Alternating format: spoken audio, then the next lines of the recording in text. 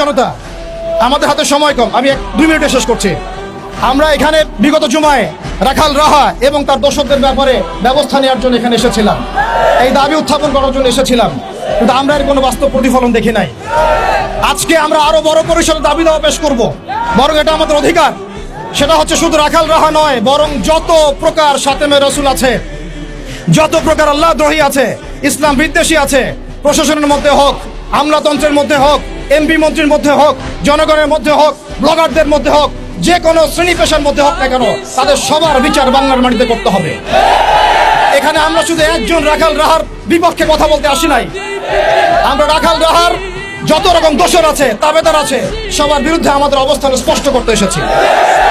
দ্বিতীয় কথা হচ্ছে, এই সিস্টেম প্রণয়ন করতে হবে এমন ভাবে যাতে আন্তর্জাতিক বিচার ব্যবস্থাকে পর্যালোচনা করে এমন একটা ব্লাসফেমি আইন বাংলাদেশে প্রণয়ন করা হয়, যাতে এই বিষয়গুলোর বিচার তো হয়, ইন ফিউচার ভবিষ্যতে বাংলাদেশের মাটিতে কেউ আল্লাহ এবং তার রাসূলকে কটূক্তি করার সাহস না পায়। এমন একটা আইন আমরা প্রণয়ন করতে চাই আপনাদের মাধ্যমে, এবং এমন একটা আইন প্রণয়নের দাবি করতে চাই আপনাদের কাছে, যেই আইনের মধ্য দিয়ে আগামীর বাংলাদেশে কোন প্রজন্ম গড়ে উঠবে না যারা আল্লাহ এবং তার রাসূলকে গালিগালাজ করে।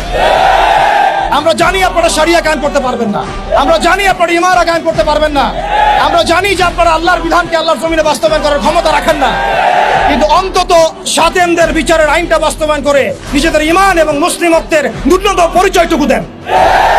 নিজেদের ঈমান এবং মুসলিমত্বের ন্যূনতম পরিচয়টুকু আপনারা প্রদান করেন। প্রিয় তাওহীদি জনতা, আমরা শেষ কথা বলছি এটাই, যে আমাদের সরকার এদের বিরুদ্ধে আমাদের অবস্থান নয়, আমাদের প্রশাসন তাদের বিরুদ্ধে আমাদের অবস্থান নয়, আমাদের জনগণ তাদের বিরুদ্ধে আমাদের অবস্থান নয়। আমরা আজকে চাইলে এখানে কোটি মানুষের সমাবেশ করতে পারতাম। আমরা ওয়ার্ল্ড অ্যাফেয়ার্স বুঝি, আমরা জিওপলিটিক্স বুঝি, আমরা দেশের অভ্যন্তরীণ বিশৃঙ্খলাগুলো বুঝি, কিন্তু আমরা শাতেমে রসুলের ইস্যুতে কেউ চুপ থাকবো না ইনশাআল্লাহ। যতদিন পর্যন্ত আপনারা এটা বাস্তবায়ন করবেন না, ততদিন পর্যন্ত বাংলার তাওহীদি জনতা ঘরে কখনোই চুপ করে বসে থাকবে না। অতএব আমরা সরকারকে অনুরোধ করতে চাই, আমাদের নবী আপনার নবী, আমাদের আল্লাহ আপনার আল্লাহ। প্রশাসনকে বলতে চাই, আমাদের নবী আপনার নবী, আমাদের আল্লাহ আপনার আল্লাহ। আমরা জনগণকে বলতে চাই, আমাদের আল্লাহ আপনার আল্লাহ, আমাদের নবী আপনার নবী। এটা কোনো সাম্প্রদায়িক আন্দোলন নয়, এটা কোনো সাম্প্রদায়িক আন্দোলন নয়, এটা একটা জাতীয় আন্দোলন, এটা একটা জাতীয় আন্দোলন।